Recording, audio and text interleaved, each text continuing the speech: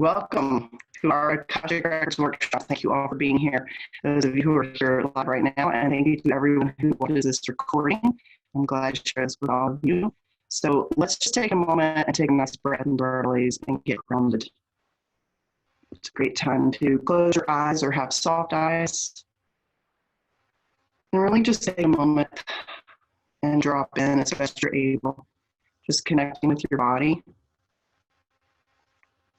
Connecting with your breath.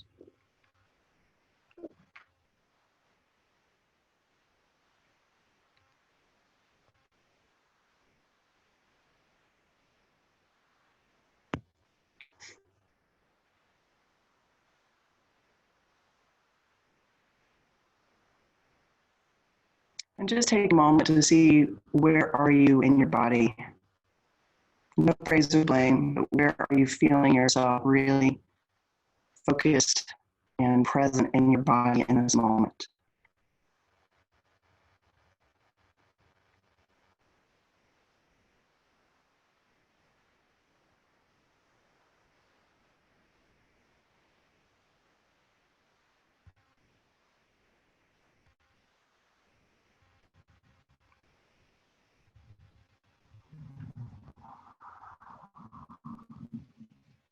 Just awareness of that. Does it feel good to be in that spot, or would you like to move that place of awareness to a different part of your body?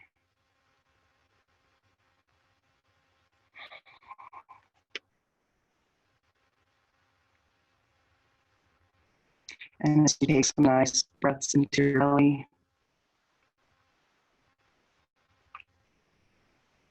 inviting in your guides, your guardians, and your teachers in the seen and unseen realms.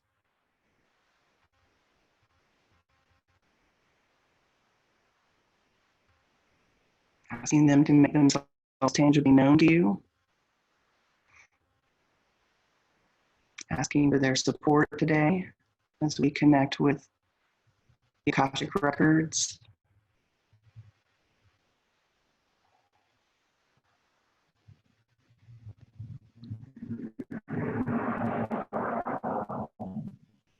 Invoking the pillars of the symbol, Archangels Michael, Ariel, Gabriel, Raphael, Uriel, Son of Metatron, Zedkin, Melchizedek, Saint Germain, San Cipriano. Activating the simple grid space so that we are together in medicine world.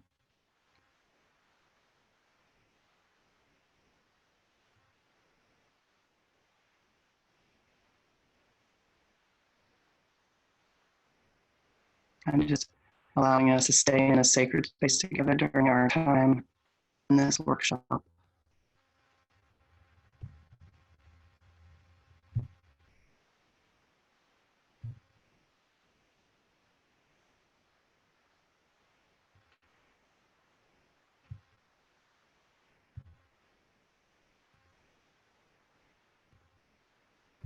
So, nice breath into your belly. Make sure that for those of you watching the recording, be sure to have paper and pen for notes and have some water to stay hydrated. And during this process, Rowan will be hosting and helping take care of things, and she'll reach out to me if there's any audio issues. So please don't use the chat box. We're just going to stay focused, and there might be audio issues, and so I'll do it again, and we'll record it again. Got to just let that be what it is. So hopefully everybody can hear, and we will get started. So the outline for today, I have some notes that I'm going to be looking at because the way I learned to work with the Akashic Records was literally with the Akashic Records about many years ago. I was 5. No, like 20 years ago, 18 years ago. I was not 5, 18 years ago, but I was invited to, it was almost 20 years ago, probably 17 or 18, but I was invited to check out a workshop, a weekend workshop about working with the Akashic Records, and it was $1,500. And I didn't have that kind of money at that point in my life, and really didn't want to spend that kind of money on a weekend workshop at that point in my life. So I decided I wanted to learn how to work with the Akashic records. And the way I understood how to do most things at that point was to simply go and ask, because that's how most of my training has worked over the years. I have teachers and guides that I work with, and that has definitely amped up over the last 2+ decades. But when I first started out, it was very much just working with my guides, working with one human teacher, Shaman John, who's my primary teacher still, and then simply being naive enough to go, well, I'll just go ask. And so that's what I did. I shamanic journeyed, and I connected him with the Akashic records, and I asked him to teach me. I talked about this briefly in my book, Shaman Toolbox. So for those of you who have read that, you know this story already. And the records taught me through experiential learning, which is how I like to learn. And they showed me how to link in with past lives that were my own. And then I started working with past lives for other people. And it took practice, it took time, it took being willing to trust myself and work with my intuitive abilities.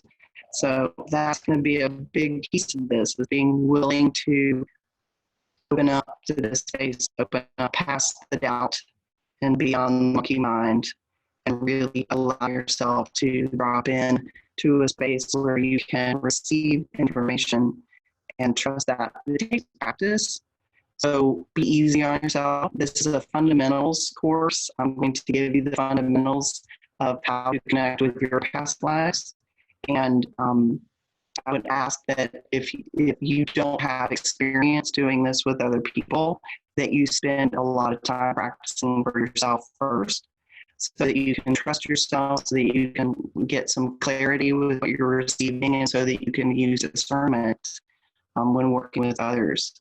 And I'll talk a little bit about that more later, but I do intend to offer training and teaching beyond this fundamentals course for those who would like to learn to read for other people, be able to trust yourself and be discerning and clear in what you receive, also in what you share. Okay, because that's a big piece of understanding that you have your filters even as you're receiving information. Everybody does, including myself. And so using discernment and how and what I share with others, I'm fairly open to share pretty much everything I see. However, if I see things that might be scary or triggering or what have you, I definitely use a lot of discernment and how I walk people in, and that takes practice. So,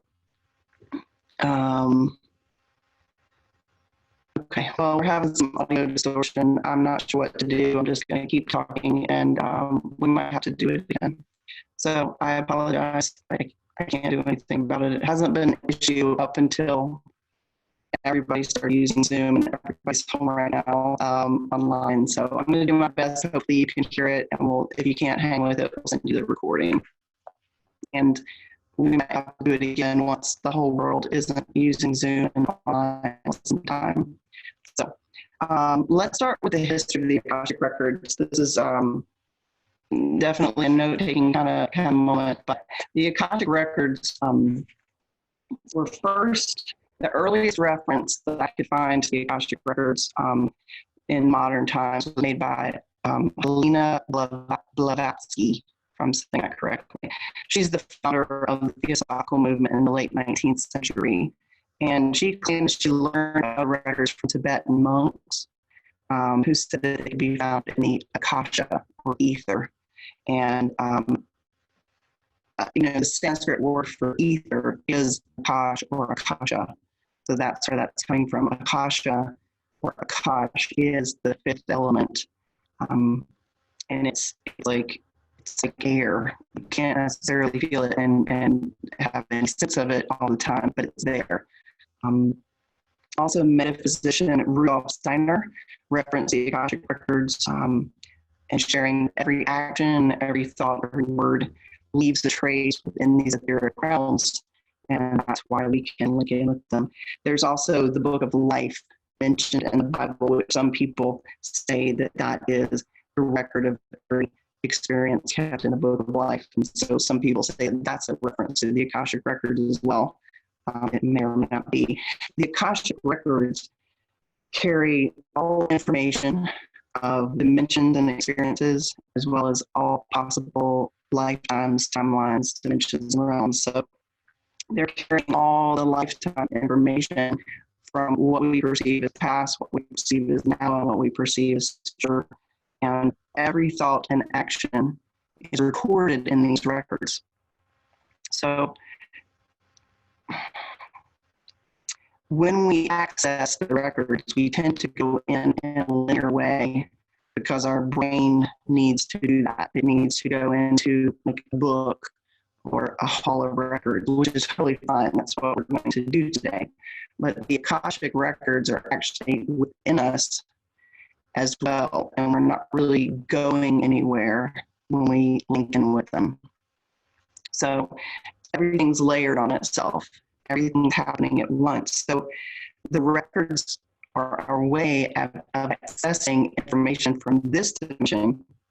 And there's some that say this is seventh dimension past life work. And there's people who have different ideas of what dimension we're going to when we access these records. I'm not super concerned about which dimension it is. I've heard fifth dimension, I've heard seventh dimension. So it depends on who you ask. But we're accessing records that are not stagnant. And that's what makes it so interesting to work with, and what makes it important to have awareness and discernment of how you work with them, because the records aren't stagnant. They're not stuck in, like they're not really in a book that's not moving. It's energy layered on top of each other because everything's happening all at once. So a lifetime that you're linking in with is happening right now, even within this lifetime, which makes the records very alive, and very changing, always changing, because we make decisions, we do things that affect our life, and that affects other lifetimes, and those other lifetimes are affecting us. And so it's always shifting and moving, which is fascinating to me, really fascinating. And that's also part of why people work with the Akashic records, because we'll have things happening in other lifetimes that are affecting us now. I don't hear people talk a lot about how what we're doing now is affecting other lifetimes, but that's important to know too, that you're having an effect on other experiences that you're having, even though you may not be aware of those experiences right now. So I just find it absolutely fascinating. They're a living energy because they are us, and they are Akasha. There is an Indian teacher, I want to find this because I love the way he talks about it. They call him Sadhguru, Sadhguru. And he said that Akasha is a subtle dimension of physical manifestation, and that we can't live without Akasha, just like we can't live without air. So even though you don't always feel the air around you, you know that it's there. And the Akasha is also always around us. And it's part of what animates us. And we can't live without it. It's an aspect, it's like spirits animating us. And so we can't live without Akasha. It's part of our spirit. It's part of our being. It's part of the being of all things. And it's also part of the big energetic web. I would say web, the energetic connection of all things, just like the whole world is connected with air, and everyone has air, but we don't really think about it. It's the same thing with the Akasha. So it's literally a fifth element, another element, just like water, air, fire, earth. It's not empty space. It's not empty space, it's a substance. So it's ether is the closest word we have to it, the closest translation. But ether is not space either. Ether is a subtle dimension of existence. So in Sanskrit, the word for space is kala, K-A-L-A, or non-existence. So it's Shiva, it's that which is not, is kala. but Akasha is that which is. Okay, so this is not just empty space. This is a subtle energy, and this is getting very etheric even just talking about it. But it's hard to use linear terms to describe something that's not linear. So I just love the way he talked about it. Also, he tells a story that I want to share with you because I love stuff like this. He says there's a temple in the town in India called Karnataka. I'm not saying that correctly. In southern India, it's dedicated to Annapurneshwari. Hope I'm saying that correctly. And at the back of the temple, there's an inscription, an ancient form of a language which is a few thousand years old. And it tells how to design an airplane. And it says how you construct it and how to create it. And this is, a few thousand years old. And they're telling you how to create an airplane, airplanes from modern times. But it also says that if you fly such a machine, it will disturb the ether. They say that it will disturb the Akasha, and human beings would not be able to live peacefully once the Akasha is disturbed. And according to Sadhguru, we see this play in the world today. So I find that interesting as well. I don't have any issue with airplanes, obviously, but I also take from the story that we need to be aware of the energy around us, aware of the energetics, aware of the Akasha, and how we affect it and how it affects us. And I also am not surprised at all that they knew how to create planes thousands of years ago. Someone who's on the class here just got back from Egypt, and there's information there as well about things that they knew thousands of years ago that just came into physical manifestation, but they were able to link into the records, and the records carry all of the information. So the other thing he speaks of, which I wanted to touch on briefly, is that there's an individual mind and a sense of individual mind, and then there's a universal mind, a collective understanding. If you can access through your Akasha mind into this collective Akasha, then you'll be able to see possible situations for yourself and for just about anything else. But people aren't necessarily quiet enough within themselves, still enough within themselves to be able to hear and receive. So we're getting an opportunity right now to have some stillness and stay at home, be quiet. So you may or may not have the opportunity now to explore that a little bit more. But it's very much about being able to get still and go into, you're not going anywhere, but finding yourself in a space where the mind can be quieted so that you can link in with information. Okay, so Sadhguru, he's pretty cool. He talks also, and then I'm going to stop talking about him, but I found this article recently, this interview with him, and I just thought it was so funny. I'd never heard a guru from India be asked about the Akashic records before. And he talks about how people like to go outside of themselves and use the internet. But we need to remember also to use the internet, INNER net, which I thought was really cute. And also, not cute, that's probably not the word, but I thought that was really a fun way to say that, because the Akasha has the reflection of everything that's within. And so this information is within you. You can remember it. And it also feels like we're going outside of ourselves, and we're accessing something separate from us when we access it. That's really so that our brain can have an understanding of what we're doing and help feel more clarity around it. But it's really very much internal as well.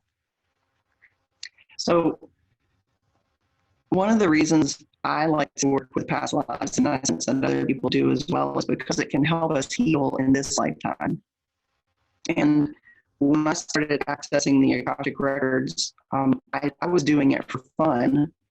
But then I realized when I would link in with lifetimes that I've had, I could see things that happened that were traumatic, and I could see ways to shift that. And I wanted to learn to do that, and I wanted to be able to heal those other lifetimes. And I found that that was bringing more peace and calm in this lifetime where I'm experiencing myself. So for me, that's a big reason to do it. There are people sometimes who are just curious, and that's fine. I did have someone once sit with me, this was years and years ago, and I don't think she said Cleopatra, but she said somebody like that, but she said something like, I was Cleopatra in a past life, so that's why I act this way. You know, it was like using it as a pass for her not very good behavior, you know, or her whatever. And that's why she is the way she is, because she's Cleopatra in another lifetime. And that's not how I work with the records. That's not how I suggest you work with the records either. This is not an excuse to behave a certain way, or we don't want to create victimhood or feeling better than other people. It's fun to find other lifetimes, and it can feel really amazing to find lifetimes where you feel really empowered, and maybe you were a queen or a king or a princess or some amazing being. There's also a lot of times where you're just like a milkmaid or something, you know, and you just live on a farm, or you're a dad and you come home to the kids, or and those aren't the lifetimes that usually get your attention, right? Those are the ones that will mostly get your attention are the ones where there's a lot of energy. And ones with a lot of energy are the ones that tend to be very dramatic. Whether it feels good dramatic or doesn't feel good dramatic, the dramatic lifetimes are the ones that tend to get our attention. So when I first worked with the Akashic Records, they helped me practice by taking me into a lifetime that was incredibly dull. It was just like a normal life. And I found myself, and I'll talk about this a little bit more later, but when I first was practicing, I actually found myself in the person in that lifetime. So I went into the records and came up into the body of a man who was walking towards his house, like it was almost like a picket fence, and you walk a little cement walkway to the house and open the door, and there's two kids, and there's mom. She's got an apron on. It was probably the 40s or the 50s, and it looked a lot like a TV show to me, because that's my only reference, because I don't remember being alive in the 40s or 50s in this lifetime. So it was a bit Leave It to Beaver or something, you know, because that would be my reference. And that's okay. You're going to get references that make sense to you, because the Akashic records will speak to you in a way that you can understand. So I walk into this house and I say hi to my wife, and she gives me a kiss, and the kids are excited I'm home for her. I literally like set down my briefcase and they went to have dinner, and I'm sitting at dinner, and it was incredibly not anything going on. It was just a family having dinner. But the Akashic records told me that they were taking me there to help me practice, instead of taking me into some super intense, dramatic, Braveheart kind of moment or whatever, where I'm trying to figure out how to work with the records while navigate everything that's going on in that particular record. So that's where I want to start today. I want to start with you finding your past life, and you can find your most previous past life, if you like, or a different one. But we want to find one that's pretty chill and give you the opportunity to practice how you receive information and the symbols that you get that make sense to you, and how you work with your record keeper guide, and how you connect with the records themselves. It'll be a lot easier to practice that when you don't have a lot of drama to deal with, or danger, or trauma, or anything that might be going on. Um, and again, we're not going to connect with other lifetimes to give ourselves excuses in this lifetime. We're doing it to create healing. We want to find a lifetime where there have been issues or trauma that we're really ready to clear in this lifetime. And finding a lifetime that there was trauma or there was something frightening that may have created issues that have brought what feels like negative repercussions in this lifetime is a powerful way to create shifts in this lifetime, especially in places where you feel stuck. Because a lot of times there's things happening and you don't understand why, and they just don't seem to shift. And I see this a lot with like family members and us who are closest to you. We have lifetimes with those people, with those that you love, and sometimes with those that you really don't love. You have lifetimes. My experience is that we have past lives with everyone we come into contact with, even if it's the person bagging your groceries at the supermarket, because you may have been a grocer in another life, or they were a kid down the street in another lifetime, or you may not every lifetime that you have with other people is this super intense traumatic experience. And so when I go to the grocery store, there's all sorts of people walking around that may have been walking around in some of their life, but we didn't interact then either. But somehow we keep ending up living in the same town with each other in certain lifetimes. So you need to think in terms of that. And it's also helpful to think in terms of that because I find myself more compassionate. So when that 15, 16-year-old bag boy puts eggs on the bottom of the bag or, whatever, I remember, oh yeah, I know this kid, I probably asked him to put the eggs on the top in another lifetime or whatever. I just find it's good to remember that we all know each other. We all know each other somehow, even if we don't know each other now, even if we don't remember.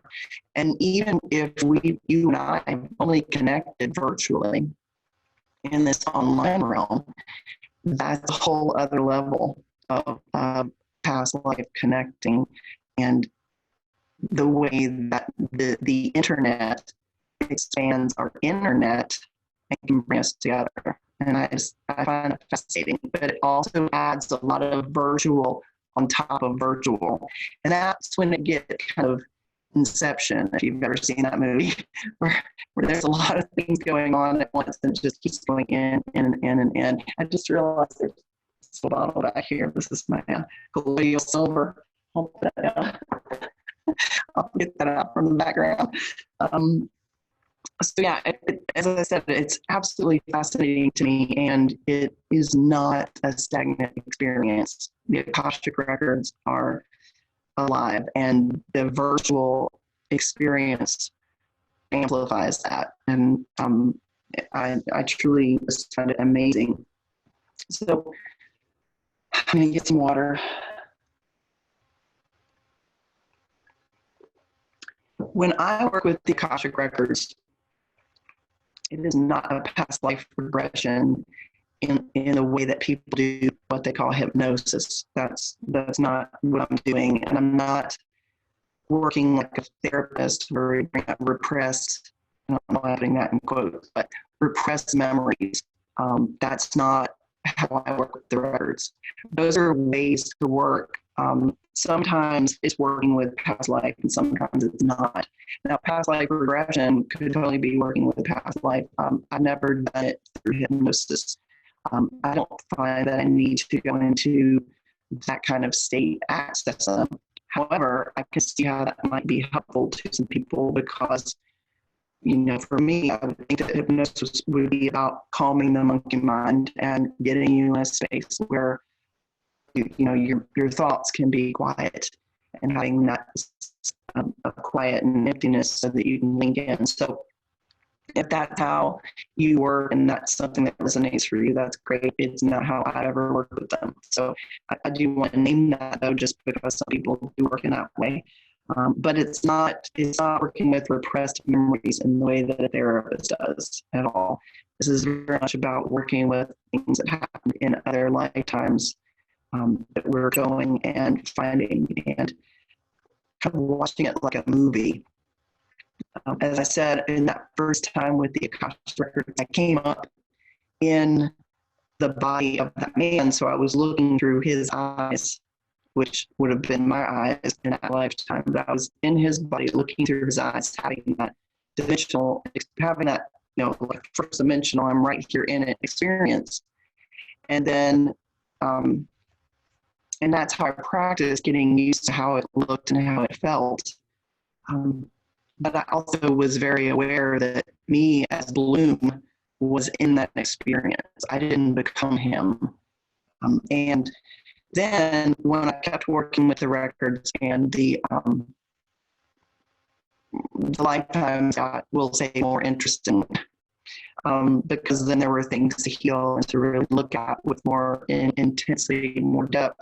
That's when I started to to not be in the person's body and step out and watch it kind of like a movie. Like if you were watching a movie and suddenly you ended up in that scene and there's me, Bloom. I'll just do Braveheart because I said it before. I don't know why that popped up. It's not like a favorite movie or anything, but if I were watching Braveheart, but it was real, the actual Braveheart happening, and I suddenly there I am on the battlefield or something as Bloom. That's how I work with the Akashic records now, because I don't necessarily want to come up in the body of the person that I'm looking for. And I also want to remember that it's not happening now. And that's a big piece that I want to share with you, because there are past lives that can seem traumatic or scary. And I want you to be able to work with your past lives in a way that you still feel safe, held, and contained. And you don't need to go into healing crisis or go into some kind of trauma or be trigger activated by it. It's totally fine to feel emotional about it, to feel frightened. I just don't want you to relive the experience, because it's not necessary to relive the experience to heal it. And that's really important, especially if you want to start working with other people and doing readings with them. It's important to not be attached to what you're seeing. It's important to not get caught up in it and be reliving the experience.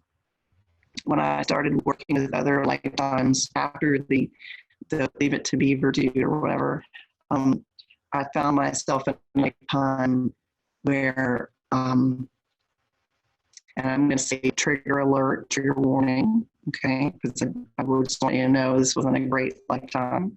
I'm not going to go into any kind of thing that would be too scary, but I want you to know I was killed. So just a heads up.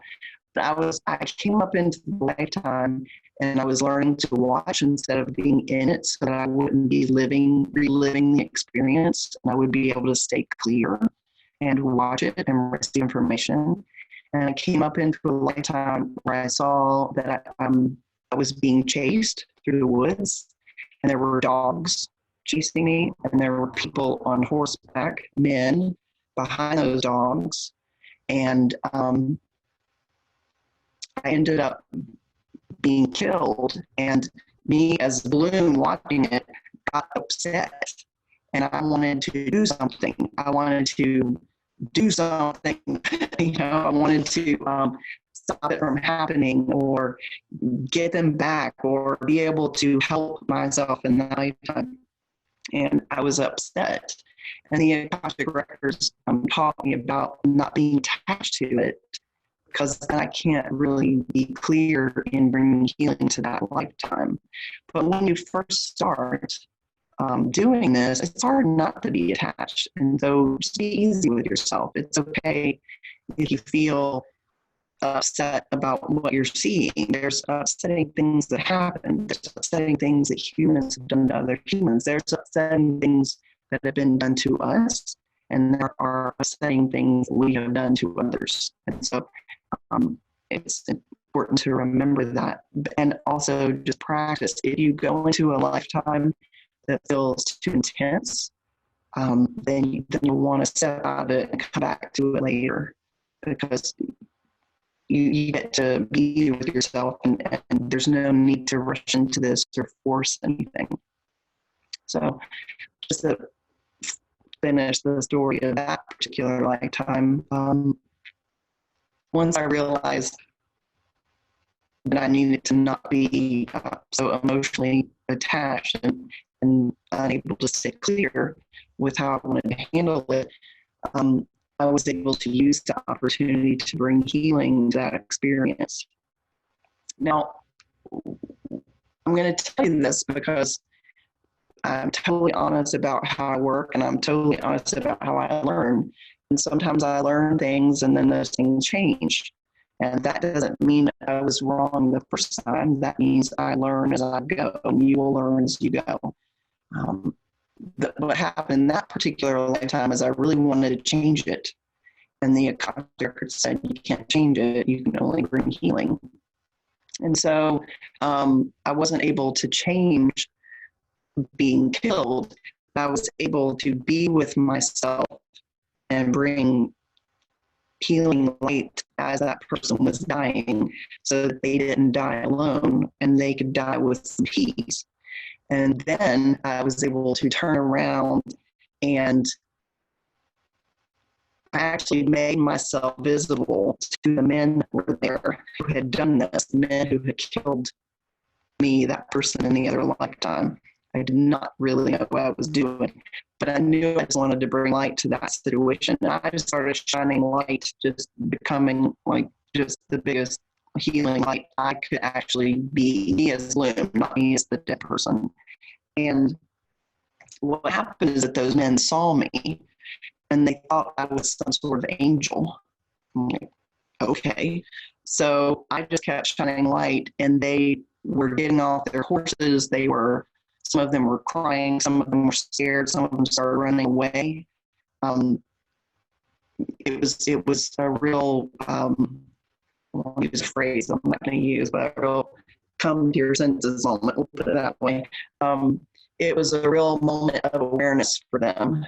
And some of the men that had done that actually stopped doing those behaviors. They stopped treating people that way because of the healing that happened. And that's when I learned that not only could we bring healing to ourselves in another lifetime, we could bring healing to a lot of the people around us in that lifetime, even to those who were our perpetrators in that lifetime. That's possible. There's times when it doesn't necessarily get received, but it is possible. And so that was powerful too, because I didn't need to show myself to them, and I didn't realize that they would be able to see me. And I also learned that when people in other lifetimes see you, they will recognize you as what they understand. So those men understood that this was some sort of angelic light. That was the wisdom of the time. There's been other lifetimes I've gone into where they think I'm an angel. There's been other lifetimes I've gone into where they think I'm some kind of demon or something, because, get behind me, Satan kind of thing, because they don't understand what's happening. I've gone into lifetimes, especially when working with clients, where when we show up, they'll think that the person, like if someone's dying, they might think that the person who's appearing to them, they might see them as their mother or their father or their grandparent, because it's, especially when people are dying, often they'll see an energy, they're in between realms, and so they're seeing what feels most calming and peaceful and supportive to them, which is, in my opinion, why when people die, they will connect with what they believe in. People who believe that they're going to see Jesus will see Jesus. People who believe that they'll see angels will see angels. people who believe in Muhammad or whatever they believe in. Some people believe that they'll see their pets who pass away or their ancestors, and so that's what they see. We really do see what we believe we're going to see, because that's what we've created and manifested, and that's what feels most peaceful and reassuring. So when I've been seen by people in other lifetimes, especially who are passing away and some who aren't, they tend to understand me as whatever the prevailing wisdom is of the day, whatever their belief system is, whatever their religion is. That's how they'll receive me. And so I do my best to not frighten them. But also when I've worked with clients and we go into their lifetimes, sometimes I will have them tell themselves in another lifetime, I'm from a different lifetime. There's times when you can do that, and there's times where it may not be understood. But when I've worked with clients and we go in and connect in, when you were a witch or a magician or a sorcerer or somebody like that who is open to these things, then you can generally show up and say, I'm from another lifetime. They're like, cool. I'm a witch or a shaman or whatever here, and I get that. I understand that. So there's times when you can be received as coming from another lifetime as well. Again, it takes practice, it takes discernment before you start showing yourself to people. But I did want to close up the piece around what had happened to me in that lifetime. And then I learned, as I continued to work with the Akashic records, which is why I updated my book, because in the book I wrote, you can't change a lifetime. You can only go in there and healing. And I continued working with the Akashic record, and they actually said, well, you were too attached to that. So it wouldn't have been clean and clear, but you can change the story. You can completely change the story. And that's just the energy. It's very similar to those of you who've worked with me when we go back and do soul retrieval, and we retroactively shift the energetics from when you were a child so that you're receiving healthy, supportive, loving energy through until now. It's very much the same in a past life when you get to decide how you choose for the story to end. If you see that you are, I'll just use somebody famous so that we have some reference, but if you see that you're Joan of Arc and you go back and you change the story, the history books are not going to change. They're still going to say that what happened to her. However, you're shifting energetic and you're working with different timelines then. And so the Akashic records show me that it is possible, especially when you're not attached to the outcome and you are free and clear, clean and clear in your own energy that you're bringing to it. There are times when you get to shift the outcome of the experience. There are also times when it feels an integrity to not shift the outcome and simply be a healing agent within that experience.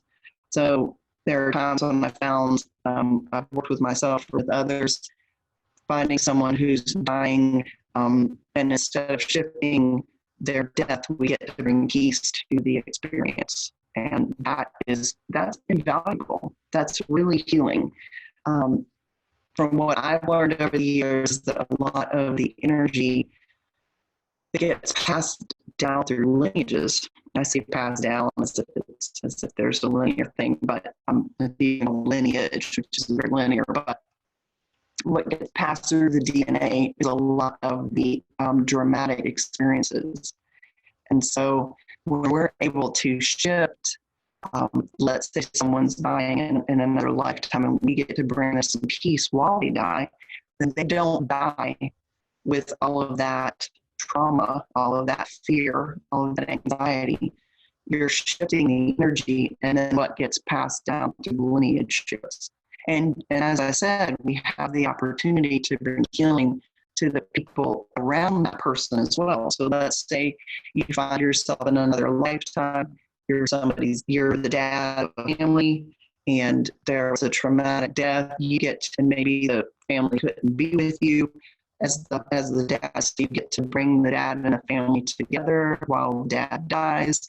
You bring peace, you bring shit in the energy, and then what gets passed down through the lineage DNA is different. And that might sound really out there, and we're working with Akasha. So everything is possible. Everything is possible. And so that's why it's really important to use your sacred imagination in this process. Spirit will show you and speak to you. And as I said, you'll see images and symbols that resonate for you.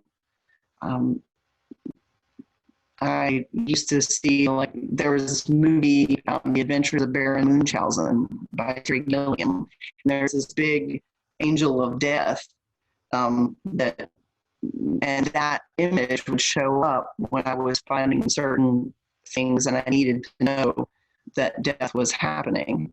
I don't necessarily work through movie images so much anymore, but I used to want to be a filmmaker a gazillion years ago when I was a professional photographer. So I got images that made sense to me and I understood what they meant. If you're someone who reads auras, you might get colors that give you information. There's different ways, there's symbols and things that will make sense to you. If you see a little red tricycle and you know that that means it has to do with the child, then that's your symbol for that, right? So you'll get information in a way that resonates for you. Okay, so welcome back to the second part of our class. And I do want to follow up with some of the questions that were asked in the break here, just for those who do watch the recording. Yes, you can work with future lives. You need a little bit more discernment and clarity. It helps to have some practice and experience before you do that, because there's not a frame of reference per se, but you can definitely work with future lives. And also, you will connect in with people throughout lifetimes, some of whom you have really great energy with. It's wonderful to reconnect with some of whom you don't. And yes, you will reconnect with those people even in this lifetime sometimes, and it can affect you, and it can affect you in a negative way if you're stuck in that loop with them, that energetic loop, even if the behavior is different. Let me put this on speaker view. Okay. On speaker view anyway, so I think we're okay with that. So I want to talk about a couple of things just before we go and get you connected in with your records, how you'll work. So where do I want to start here? The way you receive information will be based on your intuition, how you receive messages, and your gifts, okay? There are thousands of ways to link with the Akashic records. There is no right way, there's no wrong way. It's not like you just do it a certain way and everybody does it that way. I would imagine there's as many ways to link in with the records as there are people, because everybody's got their own way of linking in with energy. So just know that you can't get it right, can't get it wrong as far as how you link in. I'm going to take you in a certain way so that you have a container and you have a way to go in and get information. But if it starts to shift for you, or you find different ways to do it, that's fine. I just want to give you a container that can support you now, so that you always have something to come back to. And I'll also tell you how the record showed me, which is a little different than how I'm going to teach it to you, because I honestly believe that the way I'm going to share with you is easier than the way I learned it. But the way I learned to do it is easy for me because it was my natural way of looking in. So I'm going to give you a container that's the way most people link in with the records, and then that might shift for you, and that's totally fine. I'm not attached to how you do it. I simply want you to be able to get clear information that is supportive and helpful for you and for others if you choose to work with others. So there are those who will say that there are false record experiences. And if you get this kind of, you must do this, you must do that kind of energy from the records, that's really out of character for the records. That's not how they speak to you. They're not attached in that way. It disempowers. If it disempowers you, it's not really linking in clearly with the Akashic records. So, also as far as fate or destiny in the records, since the synergies and everything, it's constantly shifting. So life is more complex than that. So there's not necessarily fate or destiny within the Akashic records. And that's really up to your individual determination as to whether you believe there's fate or destiny in your life. But most teachers that I've talked to or when I've done research don't believe in a sense of fate or destiny, in meaning that it's not stuck, it's not stagnant. You're able to shift your fate / destiny at any time, which means it might be your fate or destiny to shift your fate. I mean, that's one of those things that kind of starts going on itself. But it did come up when I was doing research, and I just want to mention that the understanding is that there isn't a fate or destiny within the records. And if that's the case, that's why we should the index of it. That works for me. The Akashic records are open to everyone, but it's not necessarily easy for everybody to link in. It's, everybody can play baseball, but not everybody's good at it. A lot of people can practice and get good at it, and some people are naturally gifted at it, and then there's everything in between. It's the same thing with the Akashic records. So it takes practice. Yeah, it just does. It takes practice because you might have psychic abilities and gifts that you've already linked in with, and so you find it very easy to do this, or you might have a lot of doubt and not trust yourself, which will make it more challenging. And doubt is a form of resistance. And if you're going in with a bunch of doubt and a bunch of not trusting yourself, it's going to be really hard to link in and get information. So part of this is, it is like when you watch a movie and you suspend, what they call suspension of belief, suspension of disbelief. I think it's called suspension of disbelief, so that you can watch that movie and really get into it and have the experience. It's the same thing. You don't sit in a movie going, I don't know if that's really happening. I don't know. Yeah, I want to ask questions about that part. Like, you don't do that. You just watch the movie, have experience. And so it's the same thing with the records. Your ability to move beyond your monkey mind and let go of doubt, let go of second guessing yourself is what's going to help you again and practice. That's a big piece of it. So, you might see a picture, you might see a video clip, you might hear music that symbolizes something for you, smell, feel, taste. People get information in different ways. You might walk into a past life and smell bread, and then you know there's a bakery, right? I mean, there's different ways. You also might just know, that inner knowing. It's not really easy to explain. That's, you'll feel it in your gut, you'll feel it in your body that it resonates. When I work with other people and I see the past life and I can feel it and I trust it, and I say to them, this is what I see, and they immediately are like, oh yeah, that resonates. Even though it can be something completely unexpected and not that I would have thought would happen, they'll feel the resonance of it. And so that might be how you get your information. You just feel the resonance of it. That means you've got to learn to trust yourself and trust your gut. Trust your intuitive understanding, knowing, okay? You also, after you link in with the past life, and once you really start doing healing work with it, you'll very possibly see changes here, not only in yourself, but in other people. Sometimes it does shift people. Like if there's somebody in your life that you've really had a negative experience with for a long time, and you find the past life and you heal that, it could possibly heal the situation with them now in a way that you're able to connect in a more healthy way. It might just mean that they're not going to be in your world anymore.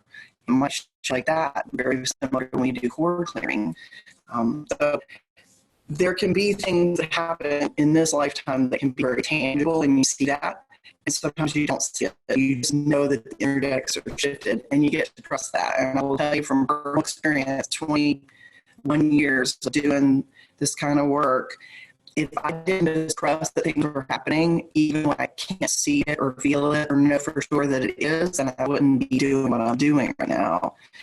I say 75% of this work is like, I'm just going to trust that's happening. Right? I'm going to trust that it's shifting. I'm going to trust that I will understand at some point. Even with this person who did past a soul retrieval for me, she shared with me, I was like, huh, well, okay. I can see some of how that resonates, but I didn't have the full perspective of it. It's been over the last couple of months that I've started getting more perspective and understanding, right? So it's not necessarily all going to just drop in at once. Give it time. I've read that when you start connecting and really linking past lives, when you first begin, keep it short. Keep it short and keep it simple. And I would say that's a good caution, because they contain an infinite, astronomical amount of information. So you want to keep your focus.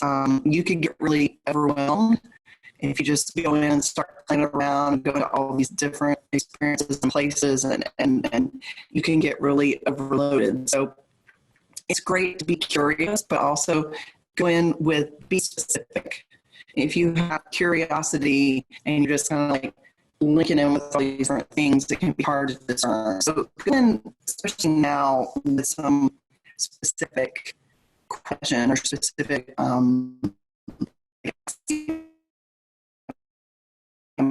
be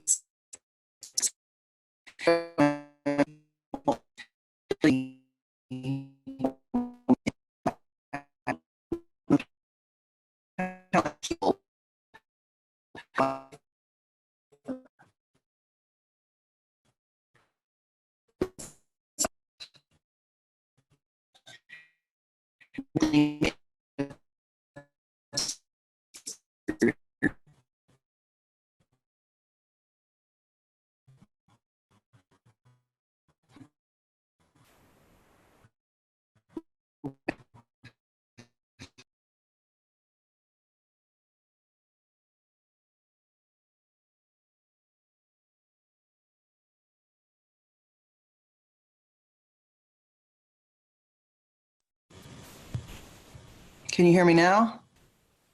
I don't know what happened there. Man, I'm telling you, the energies are so interesting right now. Rowan, where did you lose me? Where did I go out? Oh gosh, I just started messaging and I totally am trying to track it back. You were just talking Unmute about, Sandra and ask her. She was listening.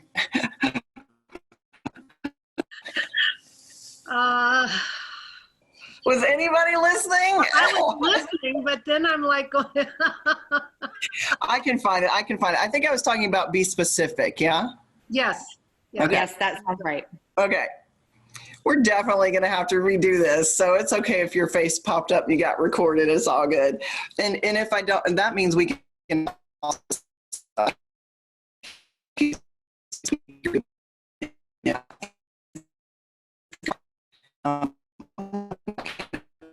Now it's like leaving. Yeah. Can you hear me? You're right back now. I No. lost everything you just said, the last few. Okay. This is getting really weird. I don't know what's going on. I'm just going to keep messing with you. Well, and yours says that you're muted and I can hear you talking. So I'm just going to just let me know. For some reason, it's not staying.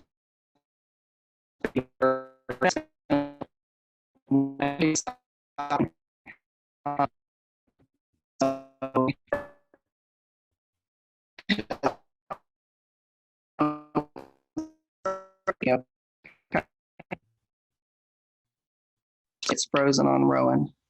Yeah, you were frozen that whole time. We didn't catch any of that. Do you want to try to come back in? Yeah, I apologize, everybody. Let me try this again. I don't know what's going on.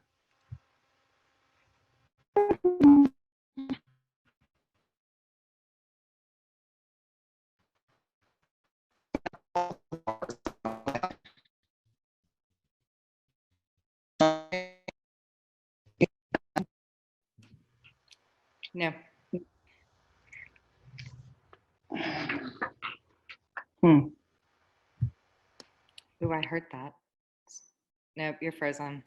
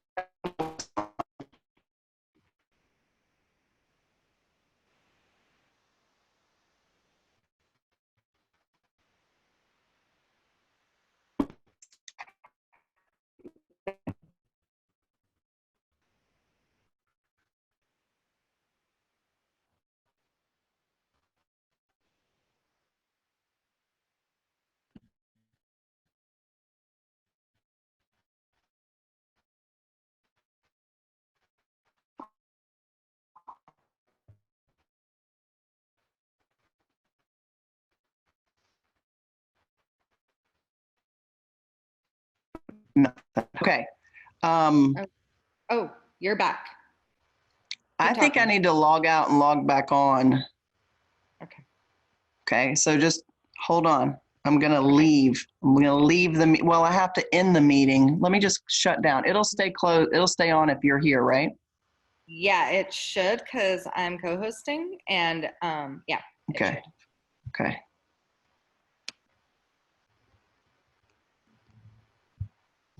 Michelle, that's funny. I see you laughing, Sandra. I see you laughing.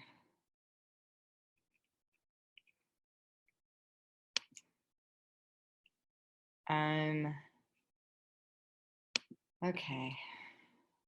This is way crazy. Yeah, Tamara's saying her audio completely froze. The whole world has discovered Zoom. It is true. I was on another Zoom yesterday with another group that I meet with, and it was super glitchy and crazy. I would think that more people than ever are on it on Saturday if they work from home and they're able to work during the week. People are using it for family get-togethers, or using it for birthday parties, or using it for everything. So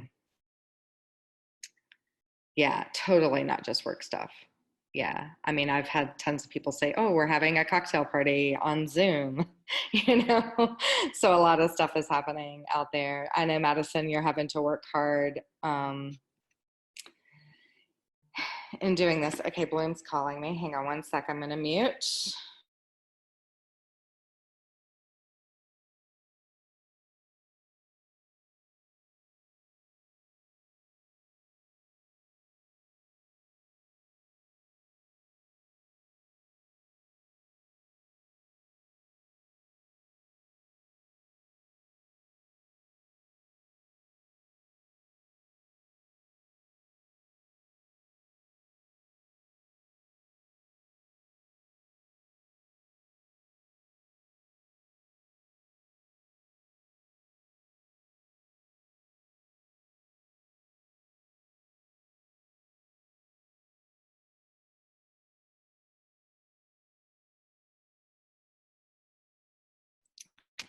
Hey, Bloom's laptop is just having trouble even getting, I'm sure Bloom will figure it out, Charlotte, what she wants to offer beyond this. Right now, she's just trying to get back on here. Her laptop is being slow to even restart and be able to get back in. I just think the internet is really overloaded. So we will, I'm sure that, you know, she'll figure out, you know, what kind of offering there will be, and that there will be one. I have made it where you guys can unmute until she comes back if anybody just wants to tell us something fun.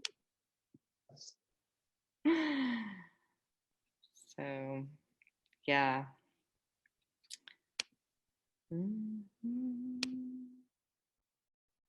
Ah, Bloom, you're here. I see you.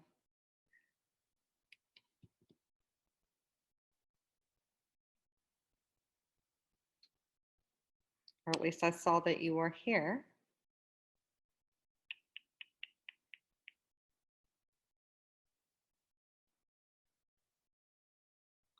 Oh, let me unmute you, dear.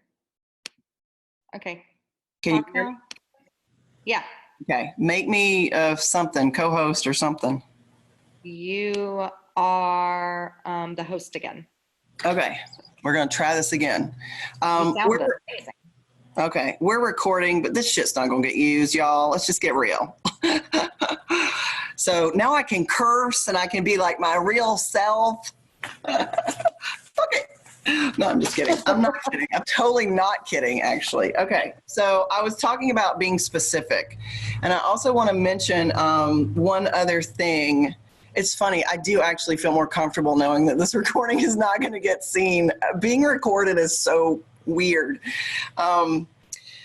So one of the things that you can do if you're looking for yourself in another lifetime, and I want to mention this briefly before you go in and look for yourself in another lifetime, but one thing that you can do is determine some kind of talisman or something that will be sacred and special to you so that you know who you are in that lifetime. One time I came up into a lifetime I was working with somebody else, and I came up in some kind of market, like in Greece or something, like way back in the day. And there's all these vendors and people. I mean, there were hundreds of people shopping and doing all these things. I was like, where on earth is this person? And so I literally just started walking around, and I was close to where I needed to be, but they were actually inside one of the like little vending areas, the little place that you go into almost like a house. And so, but it's a lot easier. I didn't know way back then that you could use a talisman or something to recognize who you are. So one thing, if you'd like to work with earth medicine, is have a stone that's really sacred to you. Maybe it's a crystal or something, and you will look for that. The person that has that in the other lifetime is you. Okay. So when you see that, you'll know for sure that that's you. That's who you're looking for, because we're going to look for your past lives right now. But I did work with somebody. It may even be somebody here on the class, so I'm not going to get into personal information, but they had somebody in their lineage who would have worked with tarot, like in their current lineage. And so to find that person, they looked for a tarot deck to know that it was that person. And then we were trying to figure out how to find the other person they were looking for, because they wanted to heal their relationship with these two people. And I said, well, why not just look for playing cards? Because, you know, at least then we're keeping it kind of connected, tarot and playing cards. And playing cards were used as tarot at one point. They were used for divination. So it doesn't necessarily have to be something sacred to you. If you're trying to figure out a lifetime with your mom, and you want to know who's you and who's your mom, and you want to have some sort of symbol or talisman or something, pick something from your current life, like a stone or something that's really special to you that you'll see that you have in that other lifetime, and pick something that's symbolic of your mom. Like if it was my mom, I'd probably look for a cross or something, because she's really Christian, and maybe that's something that would let me know it was her. Even if it's a lifetime where that might not have been a thing, it'll still pop up, because I've done, like the tarot and the playing cards popped up in that other lifetime when I was working with somebody. So that can help make it easier. I don't work that way because I have a natural affinity for this, and I can feel the resonance of it, and I can feel if it's that person or not. But as you're practicing, this is a great way to be confirmed in who you're talking to. So just keep that in mind, that it's something that you'll recognize, and you'll know that it's you in that other lifetime. And again, I want you to practice. We're going to find a lifetime that's super chill and it won't be stressful. I want you to specifically ask for a lifetime like that, just like a Leave It to Beaver kind of lifetime, a milkmaid, a boy on a farm, or I'm trying to think of super chill lifetimes. It might be somebody in a city, and you're going to art school, whatever. But I want to start there so that you can practice how it feels and practice the resonance of it and practice linking in, as I said, without having to deal with all the stress of it. Okay. And so when we do this, if you want to practice coming into that lifetime in the body of that person, because you know it won't be stressful, you can. I also want you to practice stepping out of their body and witnessing so that you're not reliving it, so that you learn how to not have to relive the situation in order to learn from the experience. Also, another thing I want to do with you all is introduce you to your record keeper guide, a guide that will specifically walk you through working with the Akashic records so that you have, like, especially since if you're not working with me or someone else who works with Akashic records regularly, it's nice to have a guide there who can walk with you so you know that you're not alone and so that you know that you're being led where you need to be led to. And so what we'll do is I want to go into sacred space and a shamanic journey just to get you into a space where you can start letting go of the world, but you don't have to go into shamanic journey per se to work with the Akashic records. I find it easier because it kind of takes you out of this dimension into a sacred space. You can connect with guides. You can kind of get into a space that feels altered as far as seeing your guides and working with your sacred imagination and kind of getting into that flow. And then we'll invite in your record keeper guide. And then we'll actually go to the Hall of Records. And that's where we're going to work today, is in the Hall of Records. And so you might see that as a library. You might see it as a building with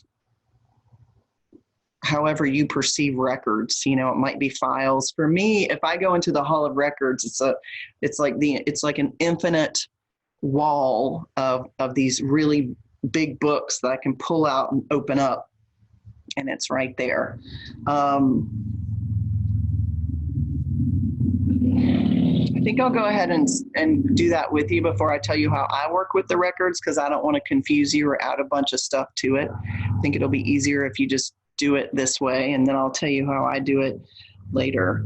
Oh, the other piece I want to mention is that you don't read other people's records without their permission. So that's out of integrity. So if you go into a lifetime where it's you and your mom, you're not reading your mom's Akashic records per se. You're reading your record that happens to have your mom in it.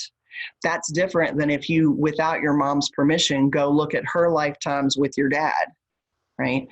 I mean, I think it's really important to make sure you have permission, even if you're asking their soul for permission. If someone's passed away, you want to have integrity. This isn't about rooting around in everybody's personal information. That's not an integrity. And so it's important to make sure you're doing it with integrity, because there's enough filters that we have of our own stories that we bring in, and we need to make sure we're clear. If you're going in without integrity, then you can really get confusing information. So it's important to work with integrity. Okay, so let's do a shamanic journey. Any questions before we do a shamanic journey and go into this? Anybody? Okay. Go ahead and get comfortable. You can lie down if you need to, but like I said, I really think it's best if you can do this sitting up, especially if you want to learn to be proactive and you want to learn to maybe be able to read with or for other people. But again, if you really need to lie down, I want you to link in. You might need to practice sitting up later, so that's okay. Now, when we do this, I want you to stay with the journey, stay with the visual. Keep your eyes closed. Don't come out and start writing notes. Okay. A lot of times people step out, write things down, and then try to go back in. That's really hard. It takes you out of the experience. It's like turning the radio station off, writing some notes, and then trying to turn it back on. You've missed half the song. You know, it's hard to link back in. So trust that you're going to remember what you need to remember, because you will. You will remember everything you need to remember. You don't need to step out of it and start writing notes. So stay with it. If you're not sure who your guides are, that's totally okay. We're still going to invite in a record keeper guide. Whatever you get is perfect.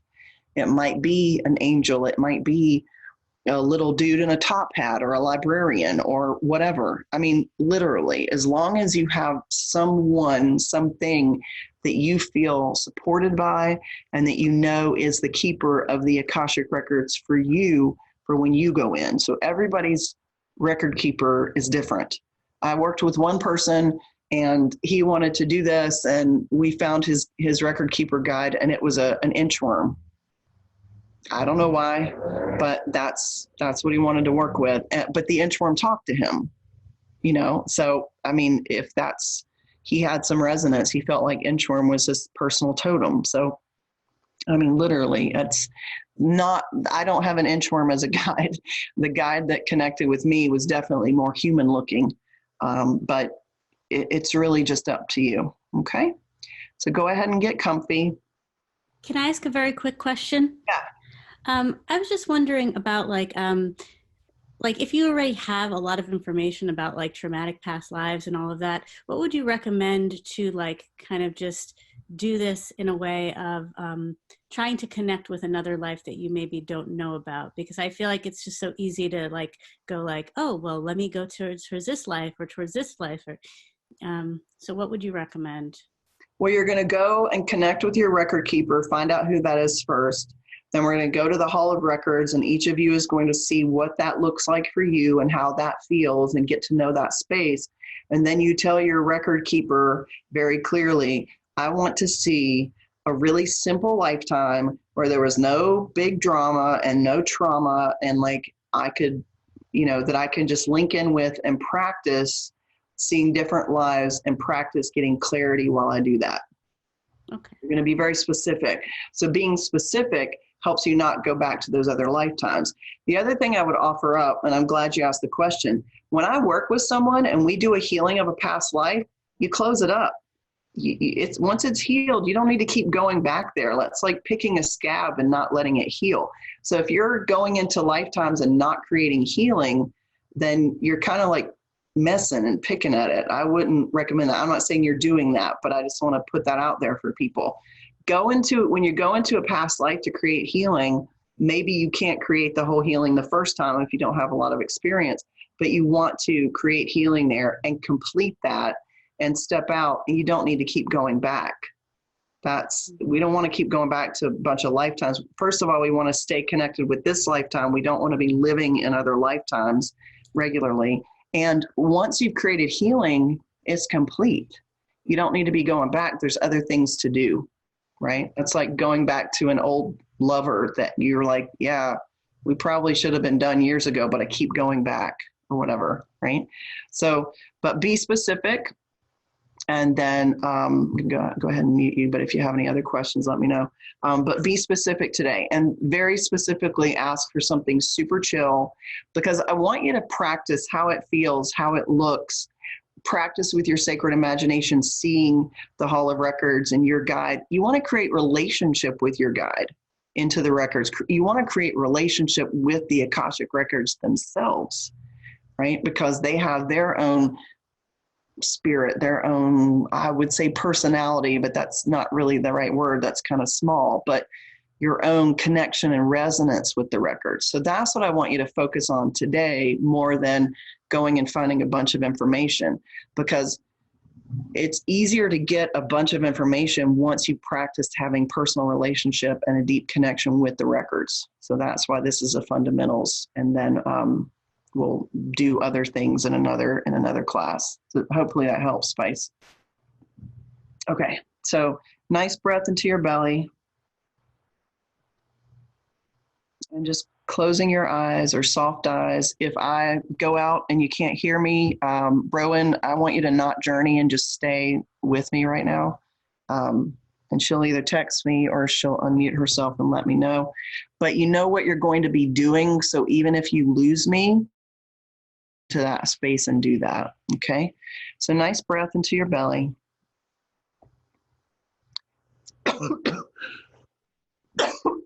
Sorry, y'all. In your sacred imagination, visualize some sort of portal door so that you can step through into a sacred space that you create. This is not the Akashic Records. This is simply a sacred space that you create in order to link in with your guides and have a safe place to get started. So stepping into that sacred space and taking a moment to look around. Is it a forest? Is it on top of a mountain? Is it an open space? Maybe it's at the ocean. Whatever you get is perfect. But taking a moment to link in and see that, visualize that space in your sacred imagination, and invite your guides into that space, and just take a moment and connect with your personal guides, your teachers in the seen and unseen realms.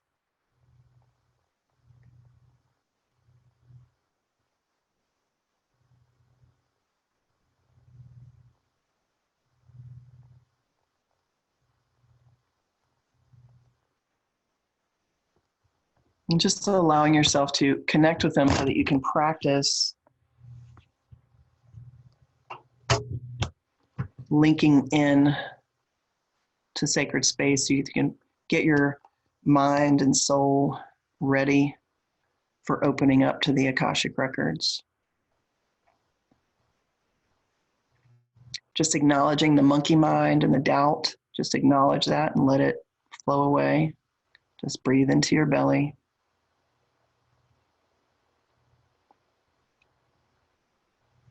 And then ask your guides, ask Spirit to invite into this sacred space where you are in the realms.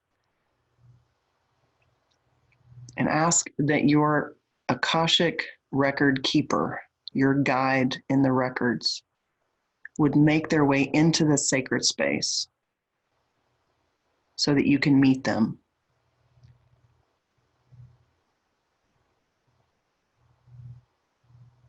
And whatever you get is perfect.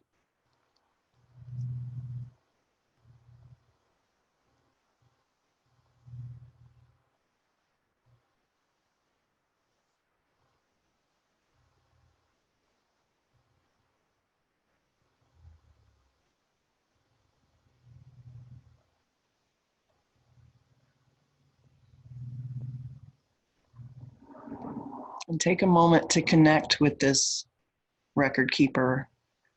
Maybe they have a name. It's okay if they don't.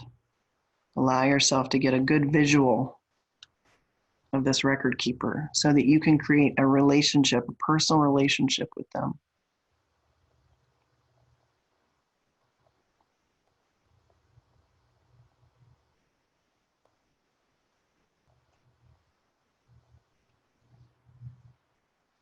Introducing yourself, letting them know your intentions, or letting your guide know your intention that you would like to begin working with the Akashic Records. You would like to learn, you would like to be guided in a good way.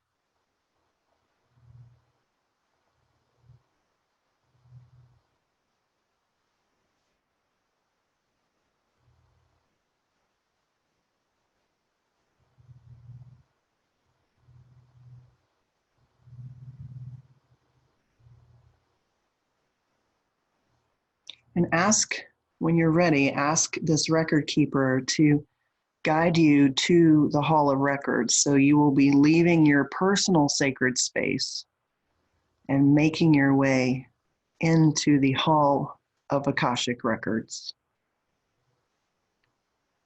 And really allow yourself to see that in your mind's eye, in your sacred imagination, a visual of this Hall of Records.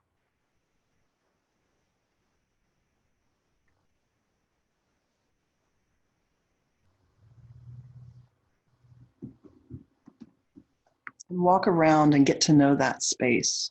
It might be huge, so maybe you just get to know a little part of it. But really allow yourself to look around and create a tangible visual of this Hall of Records.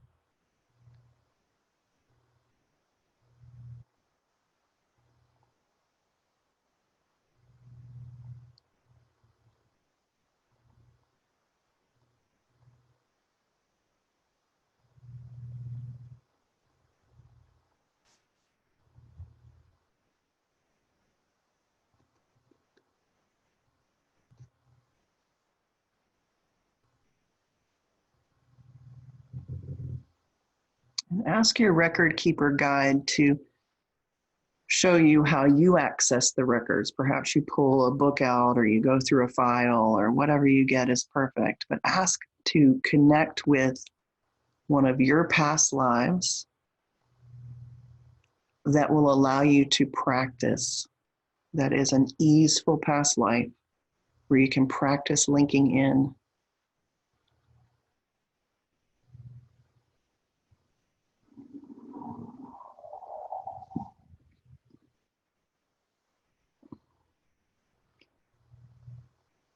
And when you're ready, let that record keeper walk you into that past life so that you can practice with this. I'm going to rattle just to hold the space and just take your time, connect in with that past life, see that past life, experience it from a first person perspective, and also step back and witness it as an observer and see what visuals you get, what it feels like, how it feels to link in with another lifetime. You don't need to do anything. We just want to witness.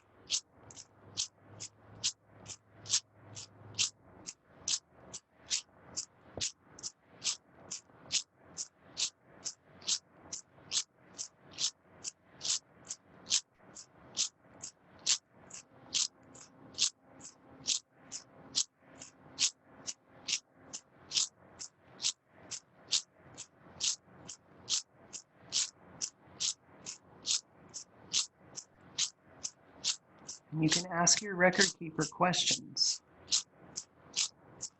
if you need.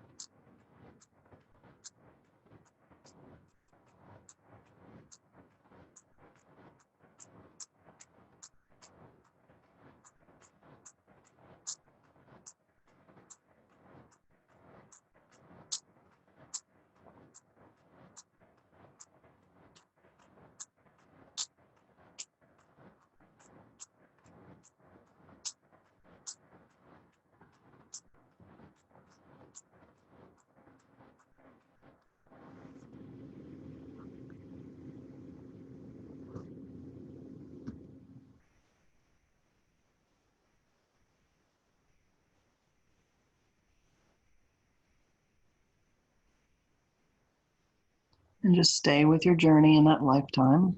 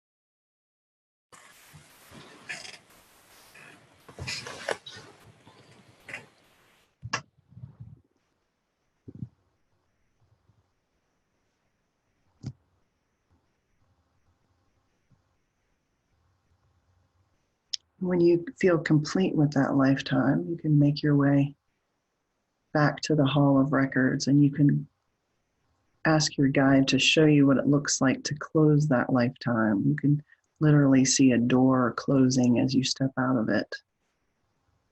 And then the book, the record of that lifetime being closed for now.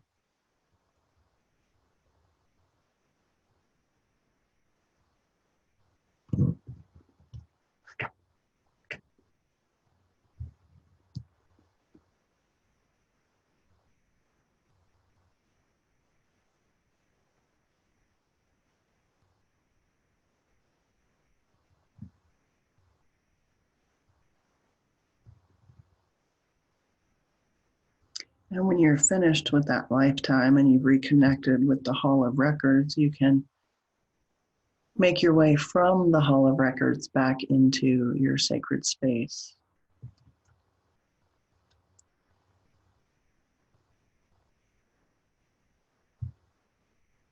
Reconnecting with your personal guides.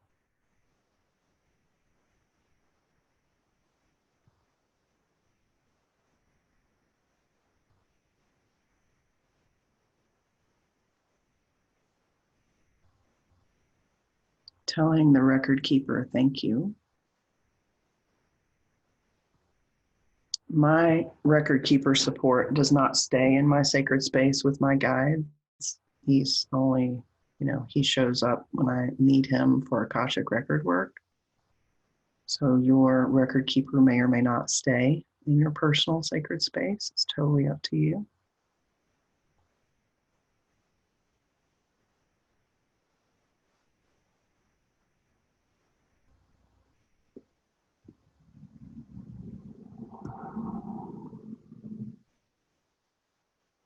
With the support of your record keeper and your guides, take a nice breath into your belly and let's set the intention that any stuck energy, any doubt, any resistance that impedes your ability to link in with your powerful gifts, with the Akashic records. Be cleared, cleansed, transmuted, and transformed at this time with grace and ease throughout the Akashic records, throughout lifetimes, timelines, dimensions, and realms. Allowing the Akashic records and your record keeper to support with this intention and this activation.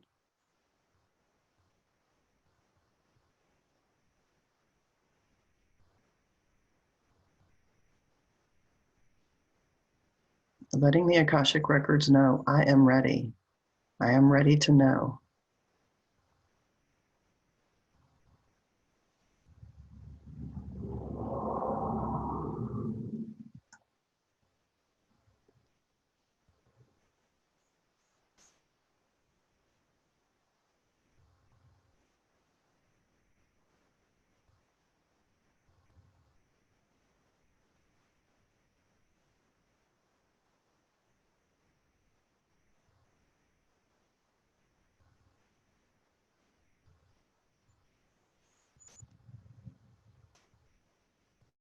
And breathing into that activation, breathing into that trust of your gift, activating within you your ability to link in with clarity and wisdom and discernment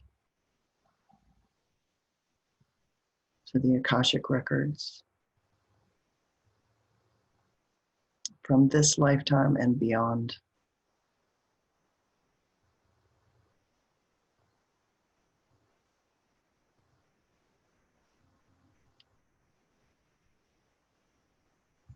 Nice breath into your belly as you tell your guides and your record keeper, thank you. You can make your way back through your portal door from your sacred space into the place where you are right now.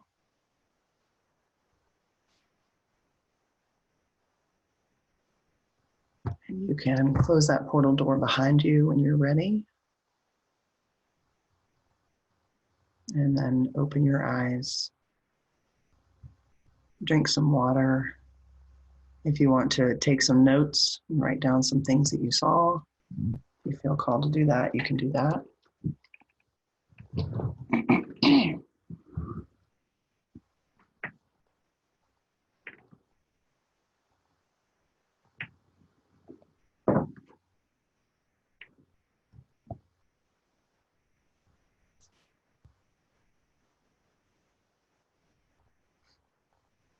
We are running a little long just because of all the technical issues.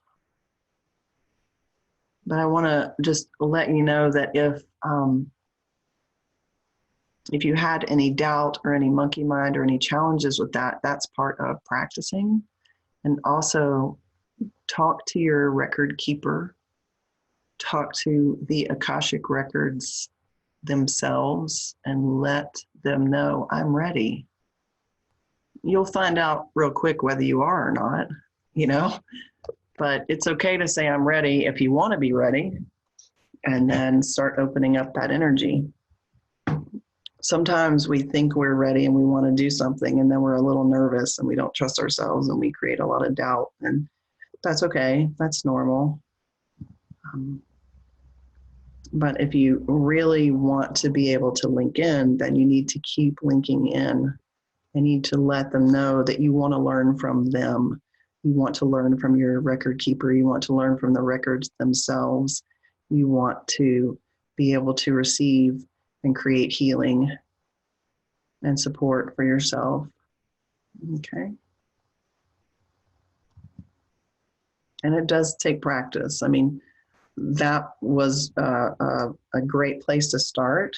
And if you want to start with other lifetimes that feel relaxed and not stressful, you're welcome to do that. Keep doing that. If you want to if there's something you feel like you want to heal, once you've had a little practice with lifetimes that don't feel so scary, and it doesn't mean you'll go into a scary lifetime, but if you have some big thing that's been with you your whole life and you're trying to figure out how to heal it, you just don't know where that could lead you. So maybe start with things that are a little bit more relaxed. Maybe you have an issue with your foot, and maybe in some other lifetime, you accidentally wounded yourself or someone else wounded you in the foot, and there's something to heal there and clean up so that your foot doesn't hurt in this lifetime. It could be something like that. It's a little easier to start with than some intense drama with someone that you've known for lifetimes and murder and all those kinds of things or whatever. Not everything's murder, but like I said, a lot of the things that come up are usually more dramatic. And so death tends to be, an unexpected death or a traumatic death, which can happen in all sorts of ways. It tends to get our attention. But like I said, also some of the really good lifetimes get our attention too. Yeah. And, I just want to reiterate that if you feel like you were royalty in some other lifetime because of your experience in this lifetime or how you feel yourself walking on the planet, that doesn't mean you weren't royalty in another lifetime. And you can certainly go find that. But it's still not a pass to walk around talking to everybody like they're common folk, right? It's not a pass to be a jerk. So just utilize this in a way that's really supportive and healing for you, but also empowers you to walk with compassion and love today in your lifetime, okay? So as I mentioned, I do want to do something maybe with a smaller group where we can do some past life work together. I mean, it could even be this group. It doesn't have to be a small group, but I feel like the next layer of this would be a deepening of working with lifetimes that are probably more dramatic and maybe traumatic, and practicing doing that together and mentoring those of you who need some more support if it's not as easy for you to link in, helping you learn how to trust yourself. Because sometimes I work with people one-on-one and they're getting information, but they don't realize it's information. So that's something that can be really helpful if you want to deepen this process and you really want to learn how to read. And especially if you want to learn how to read for other people, that's something I can work with you on, but we would need to do that more in a small group, or just make the whole class about that and not record it, so that each of you could have a turn going into a lifetime and working together. And it is easier when somebody like me, who trusts myself and has experience, is holding space for you, because if you feel like you get stuck and you can't see something, I can tell you what I see and kind of put you back on the path, so that's a little easier as well. So before we go, I just want to check in and see if anybody has questions. Did anybody have a really hard time with that and you have some questions on how to make it easier? Did you completely second guess yourself, or was it just, you just cruised right in, just surfed right in there and found it? I know some of you kind of second guessed yourself. I could feel it. But yeah, I just want to hear from some folks, just if you have any shares. I just made it so y'all can unmute yourselves. Awesome. Thank you. I found that when I spoke to myself, when I did start to self-doubt, just the gentle reminder to not do that Mm-hmm. made things much more vivid and a lot less resistance. I've tried to access the records. I've tried practicing at times, probably not as much as I should if I want to be more active in that. And I haven't had an experience as successful as that one. So that's exciting. Oh, good. Oh, that's great to hear. Yeah. And access them and practice if it's something you really feel excited about and called to and enthusiastic about it. If you did this, you're like, that's interesting, but it's not really my thing, that's okay too. But just like with anything, if it's something that really calls you and you're excited about it, yeah, you'll want to practice to amp up your abilities. And what you'll find is that as you practice and amp up your abilities, it gets more fun. It gets more vivid, it gets more open, you get more information, and then you can really start doing some stuff. And that's when it gets exciting. But it's just like, you have to do this preparation piece so that you feel really held within that process, and then it gets easier. It's like when my mom, as a kid, I went to paint a house with her, which I thought was going to be really easy. It's not. And we're just like in this room, and we spent like hours just prepping the room, putting the tape on all the little places. And I was like, Mom, we're not painting. And she said, yeah, but when you do all this preparation, then the painting goes like that. Super easy, grace and ease, super quick. And it's the same kind of thing. People often don't want to do the prep work, but once you do that, then you can just go in at any time. So I'll share with you all how I was taught to do it. Oh, good. I'm glad to hear that, Michelle. She said, flowed very easily. Guides are there.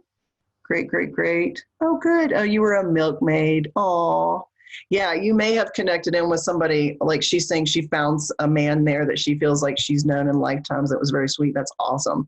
Yeah, it doesn't mean that you won't see people there even when you're just looking for yourself to practice, but that's great.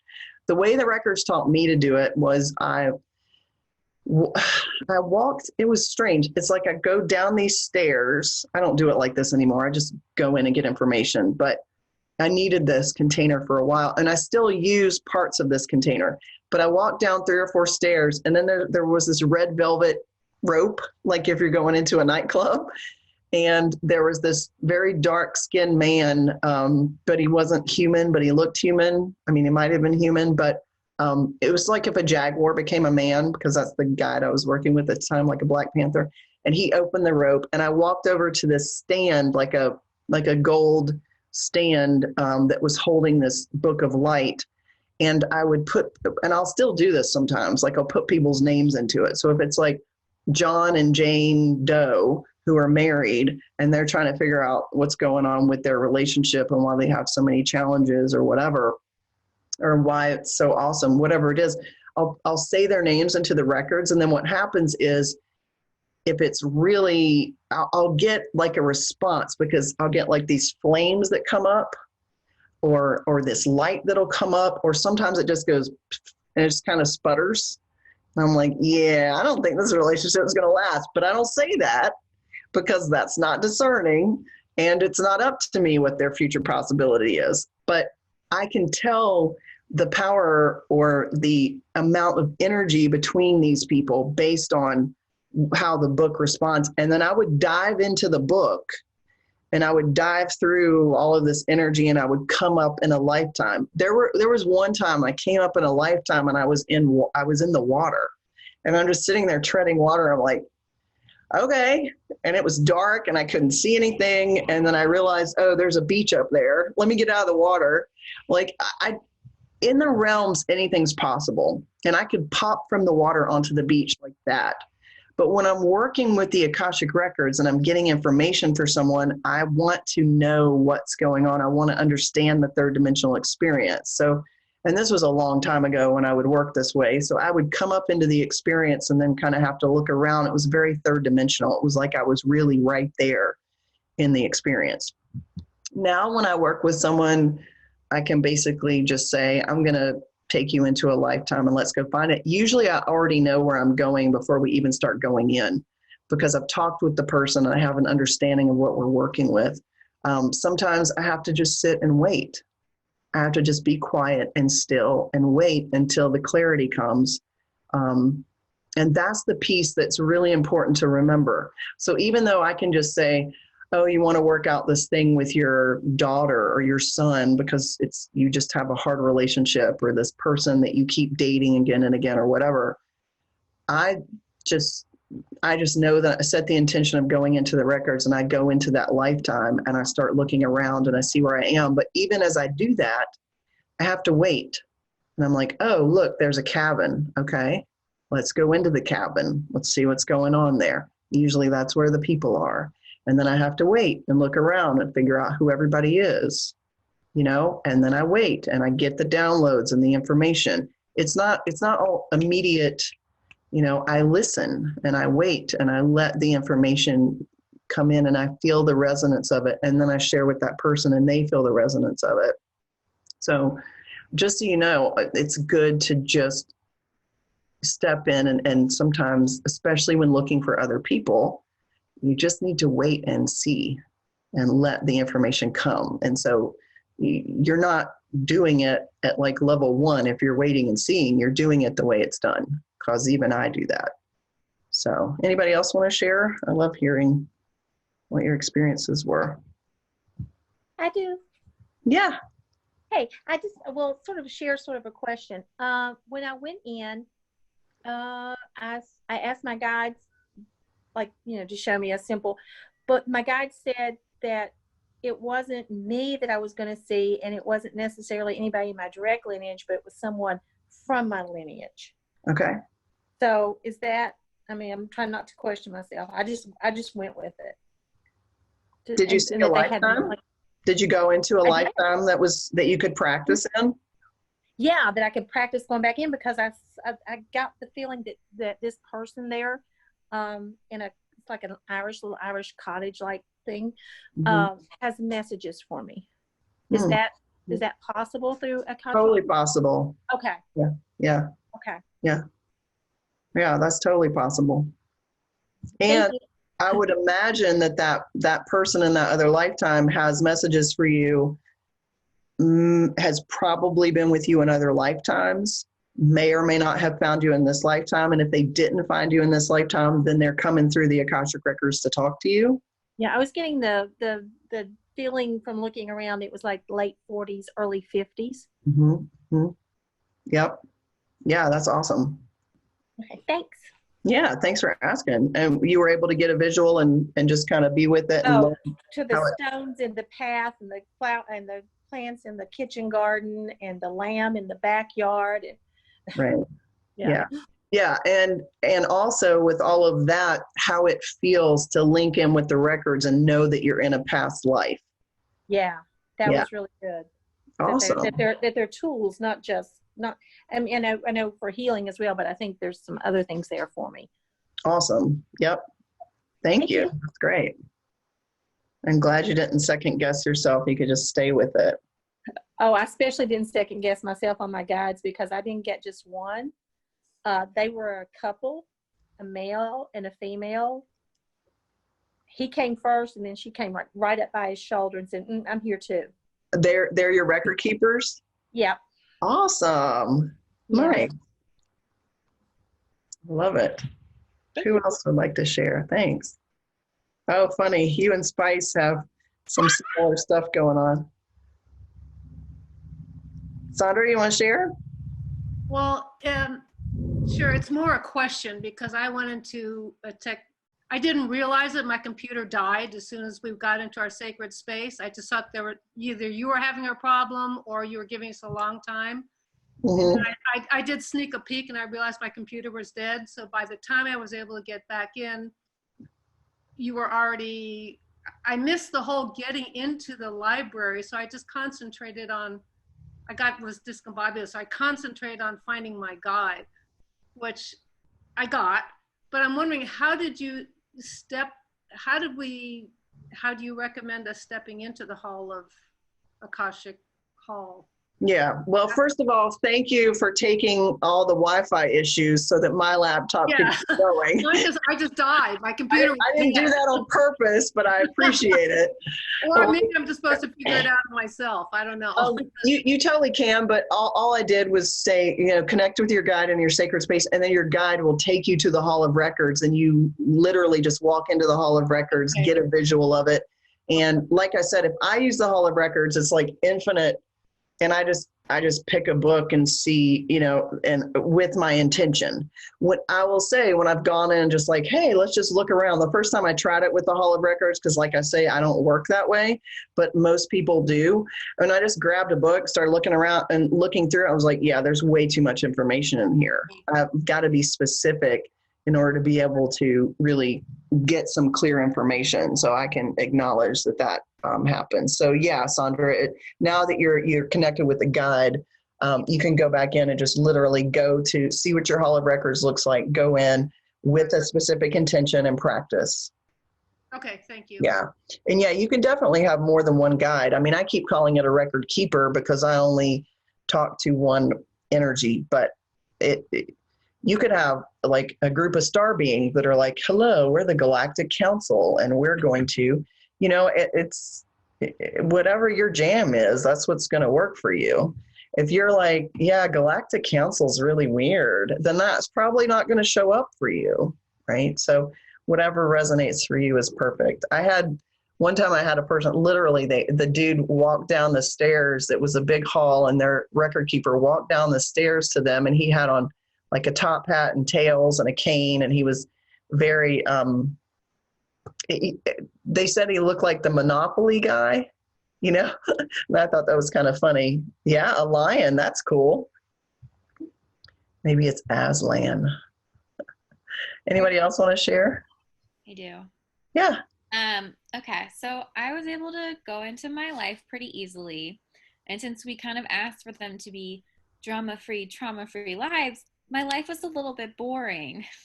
And I got kind of bored watching it, even though I'm really into this. And so I was just wondering if you have any advice on like keeping it interesting or like ways to observe more actively. Oh, it's going to get more interesting. It's going to get more interesting. I purposely wanted you to go into something that was kind of boring because it's not about what's happening there. It's about learning what it feels like to be there, what it feels like to walk between realms, what the visual is, learning to trust yourself, checking in with your body and seeing where you're getting information, especially intuitive gut feeling, inner knowing stuff.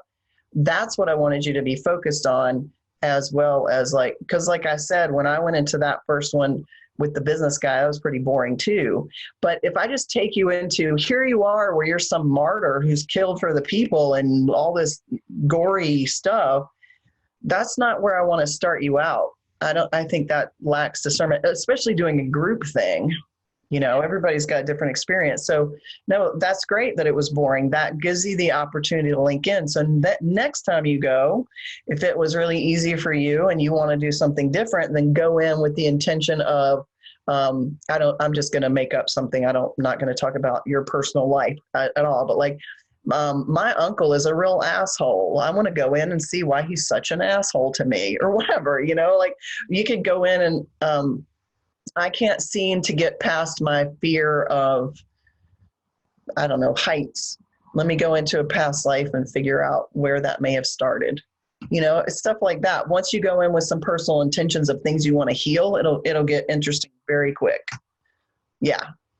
But I purposely took you into something that was not interesting per se, because I wanted you to just practice how it feels before you dive into the deep end and just don't know what's going to be there. And it might be kind of frightening. It might be very emotional. Yeah. For now, just keep it the boring lives and then just like. No. If you feel comfortable, I mean, y'all, I trust you you're looking at your lives. So no, you don't have to stay with the boring lives. We did that. I mean, if you want to keep doing that, if you want to go find some other stuff, and those of you who want to practice a little bit more, find some lives that aren't highly emotional and scary and practice, because there's stuff to learn there too. You know, you may have been an ice skater in another life, and maybe it'd be really cool to go in and feel what that feels like, right? You may have been a priestess in another life and you want to step into your power as a priestess. There's different ways to work on it and doesn't have to be highly dramatic or emotional. I use past lives to step into my personal power. I go into lifetimes where I was a priestess or a shaman or a doctor or a healer or a dancer or whatever, and I link in. But most of my lifetimes don't link in with like sports and things that I'm not really have no calling to in this lifetime. So I don't find myself in those lifetimes really. But no, you don't have to stay in the boring ones. That was just a practice today. No lifetime is boring. No, there are no bad cards. That's an inner joke with some students. But when you're pulling oracle cards, there are no bad cards. Find something in your life right now that you want to work with specifically, especially something you want to heal and shift. And then it gets way more interesting. Yeah, you don't have to wait. If you feel ready, go for it. Yeah. I want to see what people are. Yeah, go eat. I know people are needing to go. Oh, that's funny. You were the prim, proper woman. Yeah, Native American couple as guides. Interesting. Yeah, and sometimes, who is this? She had to go. But Anna, sometimes if you find yourself and you died at sea or something, there can be some healing to bring there. Even if you like to swim and you have no issue with being on a boat, you see what I'm saying? It doesn't mean that it's affecting you tangibly in this lifetime. But I had a lifetime where, well, I'm not going to go into all that, but we've all had different lifetimes where you've maybe been a perpetrator or you've been perpetrated upon, or you just drowned somewhere, or you got run over by a car or whatever, we're going to cancel clear all that. But it doesn't necessarily mean that it's affecting you now in a way that you understand, but going in and creating some healing around that experience is going to bring more calm and healing in this lifetime, even if you don't see the tangible connection. Okay. I know I'm curious. I'm curious about your thoughts on like sharing past lives with ancestors, because I've had like all of the lives that I've remembered. Then like years later when I started doing ancestor work and then like started actually finding out more about my lineage, a lot of these, like the lives that I had remembered actually were like, oh, this was probably, I was living a life of somebody who's actually my ancestor. And it was very similar now when I did this one. I wound up being this Irish woman, and a lot of my heritage is Irish. So pretty much all the lives I remember. That might be you, or it might be an ancestor. If you have ancestors who are Irish, that means you were back around then. You lived back then too, probably. Mm-hmm. So that could have been your lifetime as an Irish woman, not necessarily an ancestor, or you could be your own ancestor. Yeah, well, that's kind of what I mean. You know, I feel like I've had these lives that I've lived, but they all fall very into my lineage. Like I had a life that I remembered many years ago about being in France in the 1500s and living this very specific life. And then years later, when I did my ancestry, I found out that I had lived in, you know, that I had ancestors in the 1500s in France, in this specific area, under this certain kind of like lifestyle, like feudal lifestyle. So, yeah. That's great confirmation. Yeah, that's great confirmation. Ashley was asking significance and which side, left or right, the guides appear on. You need to ask your guides, because I can't tell you whether there's significance to that. Usually right side associated with masculine, left side with feminine, but we're talking about the Akashic records and they're not stuck in that paradigm. So I wouldn't read too much into it myself.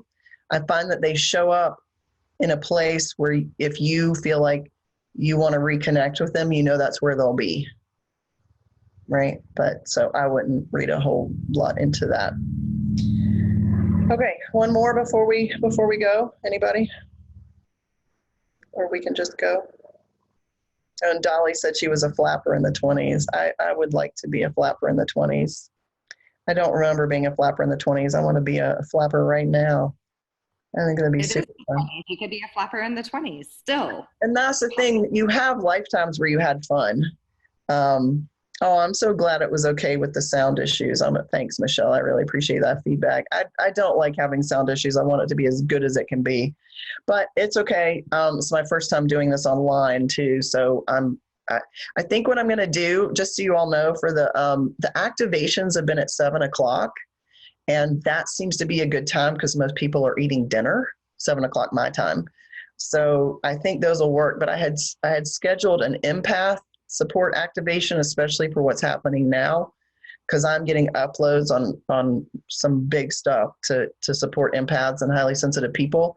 I was going to do it at like 3:00 on a Saturday, I think it's a Tuesday, 3 or 4 o'clock. So I'm hoping that'll be better than the weekend when a lot of people are online. I think that's the problem, is we did this on the weekend and even people who are working right now are home. So everybody's using Zoom. But thank you all for being here. That was a lot of fun, even with all the technical glitches. I appreciate your patience a lot. And just keep practicing and have fun with it. And remember, there's no right or wrong way to do it, but work with these tools so you don't have to overthink it or rewrite, rework the wheel, so to speak. Like using this container will help you just focus on how it feels. And then if your way of working with it shifts, you feel comfortable and trust yourself in doing that. Okay. Yay.